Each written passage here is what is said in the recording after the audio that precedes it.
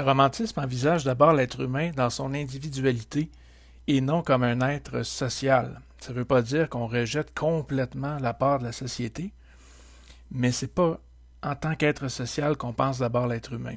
Comme par exemple Marx va le faire, comme on le verra. La vie sociale semble souvent moins un bénéfice qu'un poids apporté. Je pense que vous l'avez vu dans le texte de Rousseau que j'ai placé dans le recueil. On n'a pas l'impression que la société lui apporte beaucoup. Il y a eu des attentes envers cette société-là qui n'ont clairement pas été honorées, d'après lui, et il passe le reste de sa vie à l'écart de la société, comme si la société n'avait plus rien à lui dire. Les romantiques, comme d'autres penseurs, ont voulu imaginer, peut-être justement à cause du poids que représentait la société pour eux, quel était le statut de l'être humain dans ce qu'on pourrait appeler l'état de nature, quand il n'y avait pas de loi ou de règles qui déterminaient son action et son existence.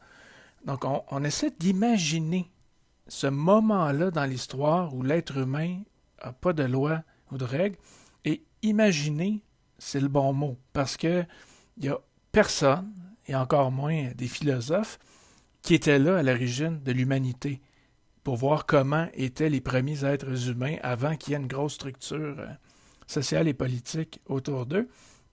Donc parler de l'état de nature, parce que c'est comme ça qu'on qualifie cet état de l'être humain sans loi. Donc, parler de l'état de nature, c'est toujours imaginer cette situation-là. C'est développer ce qu'on appelle une expérience de pensée. C'est une fiction, c'est une histoire qu'on se raconte pour réfléchir, par contre, à des thèmes concrets. Parce qu'on a beau imaginer et inventer l'état de nature, ce qu'il y a derrière ces fictions-là, ça nous aide quand même à comprendre l'être humain aujourd'hui. Parce que imaginer l'état de nature, c'est se demander quel est le rapport de l'être humain à la société, aux lois, aux codes, aux règles. Ça, c'est un thème qui nous occupe encore aujourd'hui. Quand on déploie des régimes politiques, des politiques de façon générale, on se demande comment bien les appliquer, est-ce que les gens vont les respecter ou pas, quel est leur rapport à l'autorité et tout ça. Est-ce que le contrôle social est souhaitable ou non?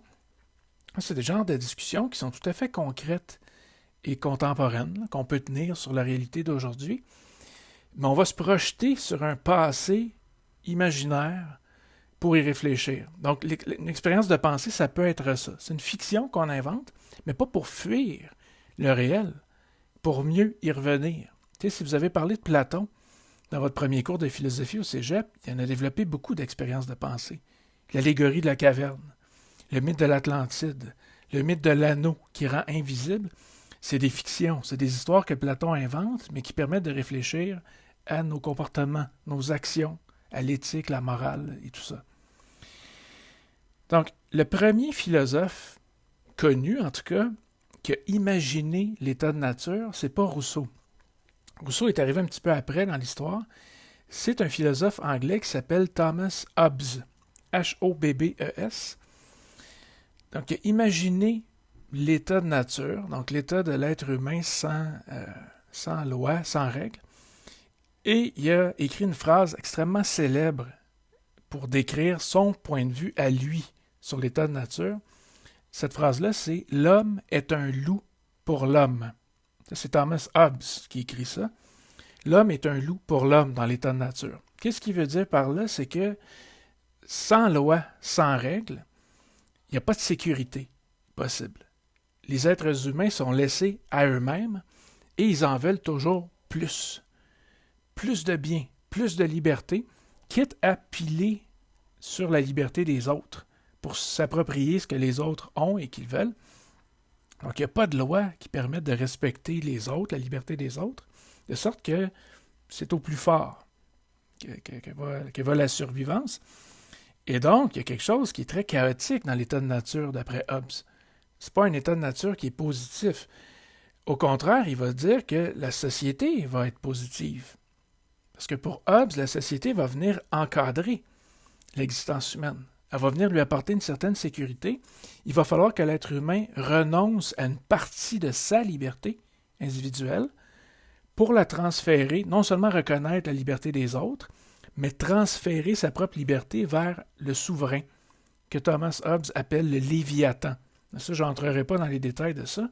Ce qu'il faut retenir, par contre, c'est que l'état de nature, pour Thomas Hobbes, qui est le premier philosophe connu à avoir parlé de ce thème-là, c'est un état de nature désordonné, chaotique, et la société va venir arranger cette situation-là, dans la mesure du possible. Hein? Ça ne veut pas dire que, parce qu'il y a des lois, que tout le monde va les respecter, hein? On s'entend, mais au moins ça va venir encadrer une existence humaine qui, sinon, va dégénérer dans la violence, les vols et tout ça.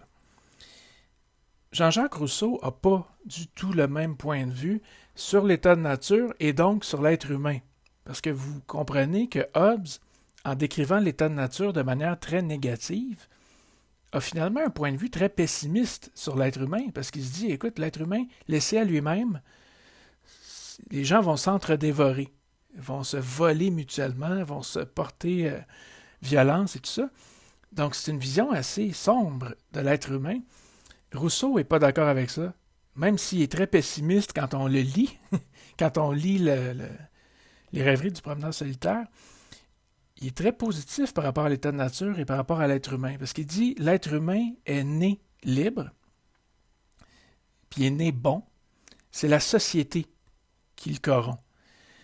Donc ça va assez bien avec le texte que je vous ai placé dans le recueil, parce que dans ce texte-là, la société est clairement pas un facteur de bien-être et de confort chez lui. Au contraire, la société est un poids. C'est pénible, il y a un ordre qui est étouffant, il y a des gens qui ne l'écoutent pas, qui ne le comprennent pas. Donc ça va avec cette idée-là d'un être humain qui est né libre et bon, mais qui va être corrompu après coup par les règles, la société, le poids de la vie sociale. D'après Rousseau, il y a juste une société qui est vraiment naturelle, qui va de soi, c'est la famille. Forcément parce qu'on est mis au monde par une mère, on naît dans un environnement qu'on ne choisit pas. Hein? Notre naissance, on ne peut pas vraiment choisir dans quel lieu, dans quel milieu on va naître. Donc, pendant nos premières années, la famille, on pourrait dire que c'est une sorte de société naturelle, mais d'après Rousseau, cette société-là, qui est la famille, va devenir artificielle avec le temps. C'est-à-dire que quand on grandit, si on maintient un lien avec notre famille, ça va être surtout par choix, d'après lui. Peut-être que vous ne serez pas d'accord avec ça. S'il y a des gens parmi vous qui êtes très proches de votre famille, peut-être que vous avez l'impression que c'est naturel, que ce n'est pas un choix, qu'il faut que ça se passe comme ça. Mais Rousseau, qui a un point de vue un petit peu plus négatif sur la société, pense que même la famille, à un moment donné, ça devient une société qui est choisie. Donc, qui ne reste pas naturelle à jamais. À un moment donné, il faut la choisir. Et la solidarité sociale, pour Rousseau d'ailleurs, donc le fait que les citoyens peuvent coexister, avoir des limites à leur liberté, tout ça, ça doit se faire par contrat. C'est pour ça qu'il y a un livre de Rousseau qui s'appelle « Du contrat social ». C'est parce qu'il ne pense pas que les êtres humains, laissés à eux-mêmes, vont être portés à devenir des concitoyens. Ils sont bien, sans règles, sans rien, tout était parfait. C'est comme une vision un peu, un âge d'or de l'humanité, l'état de nature d'après Rousseau.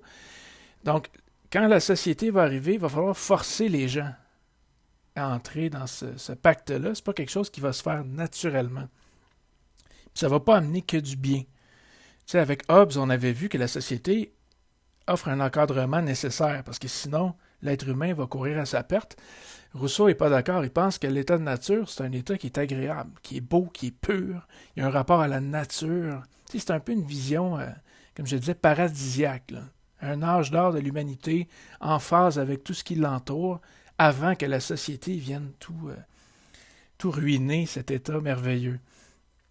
Donc, il pense que l'état de nature est positif, Rousseau. C'est une sorte d'âge d'or. Et Rousseau était donc fasciné par les gens qu'il appelait les primitifs. Et ça, il faut faire attention, parce que primitifs, c'est des gens qui ne sont pas très avancés technologiquement, qui n'ont pas vraiment de richesse. Puis ça peut être vu de façon péjorative, de façon négative. Tu appeler quelqu'un, toi, tu es un primitif, c'est pas un compliment que vous lui faites. Mais Rousseau, c'est le contraire. Lui, il voit ça comme positif. Une civilisation primitive, c'est une civilisation qui, contrairement à la sienne, en France, au 18e siècle, et pas empêtré dans des protocoles, dans la royauté, dans les hiérarchies, des règles sociales étouffantes. Non, les primitifs ont un rapport plus direct à la nature. Donc, il idéalise un petit peu des cultures, des civilisations dans lesquelles il ne perçoit pas les mêmes règles sociales étouffantes. Et donc, il est très intéressé par les sociétés non industrialisées, dans lesquelles il n'y a pas le développement technologique et technique qu'on connaît dans nos sociétés, puisque Rousseau connaît dans sa société. Et ça correspond à un thème assez controversé que je vais essayer de vous présenter le plus clairement possible, ce qu'on appelle le mythe du bon sauvage. C'est-à-dire, il y a beaucoup de mots importants là-dedans. On parle d'un mythe parce que, vous allez le voir tantôt, c'est un récit ou une manière de penser qui n'est pas vraiment fondée dans le réel. C'est plus lié à la légende ou à l'imaginaire. Mais le bon sauvage, c'est-à-dire d'idéaliser les gens des sociétés non industrialisées, comme si ces gens-là avaient une liberté totale, un rapport à la nature direct, sans aucun intermédiaire. Or, les ethnologues, parce que Rousseau, lui, il imagine tout ça sans jamais avoir mis le pied dans ces civilisations-là, chez ces peuples-là. Il y a des ethnologues, au fil du temps, qui, eux, vont aller sur place.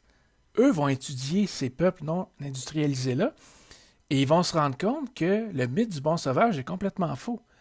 Parce que même chez des peuples peu avancés technologiquement, ou en tout cas pas comme les sociétés industrialisées comme l'Europe de l'époque de Rousseau, il y a des règles, des codes extrêmement complexes, des rites, des cérémonies, un langage très poussé. Alors, cette idée-là d'un sauvage qui n'aurait pas de règles, pas de loi, puis d'idéaliser ces gens-là comme si c'était un idéal à atteindre, une sorte de pureté, de perfection, c'est une drôle d'idée finalement parce que c'est pas fondé dans le réel, et ça les ethnologues l'ont bien montré. C'est pour ça qu'on finit par parler du mythe du bon sauvage, parce que c'est le sens négatif de mythe, c'est-à-dire histoire fausse, pas prouvée, parce que tout cet édifice-là d'un état de nature parfait qui s'inspire de primitifs, soi-disant en phase avec la nature, sans règles, n'existe pas dans la réalité. Mais ça n'empêche pas Rousseau d'avoir consacré des pages très intéressantes à cette idée-là, parce qu'il ne faut pas perdre de vue, je vous en parlais tantôt, que l'état de nature, qu'on soit positif à son égard comme les Rousseau, ou qu'on soit négatif sur l'état de nature comme les Hobbes, c'est une expérience de pensée. Donc, c'est pas supposé être entièrement fondé dans le réel, parce qu'il n'y a personne qui a vu l'état de nature ou qui était là à l'origine de l'humanité. Et donc, c'est l'imaginaire qui invente cette chose-là. Donc, c'est pas un si grand problème que ça, que les réflexions de Rousseau ne soient pas fondées dans le réel. Ce qui est intéressant, c'est que ça montre sa vision de l'être humain, qui est plus optimiste que celle de Hobbes, parce qu'autant Hobbes pense que l'être humain laissé à lui-même, les gens vont s'entre-dévorer, autant Rousseau pense que l'être humain laissé à lui-même est libre et bon. C'est plutôt la société qui va être responsable de tous ces problèmes.